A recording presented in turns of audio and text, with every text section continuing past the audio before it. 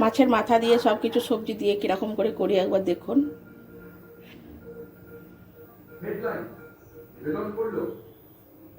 আমি আজকে কুমড়ো, পেঁপে, বিট, গাজর, আলু, পুঁই, মাছের মাথা দিয়ে করব।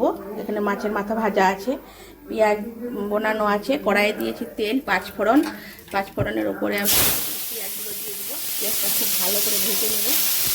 দেখুন ভাজা হয়ে গেছে, আমি সবজিগুলো সব দিয়ে দেবো। এখানে সব গুঁড়ো মশলাগুলো আছে, নুন, হলুদ, চিনি, একটু মিট মশলা, গরম মশলা, জিরে গুঁড়ো, ধনে গুঁড়ো সব কিছু দিয়ে একসঙ্গে ভালো করে নেড়ে নেব। একটু আদা রসুনের পেস্ট সামান্য একটু আছে, খুব ভালো করে নেড়ে চেড়ে পই ডাঁটাগুলো দিয়ে দেবো।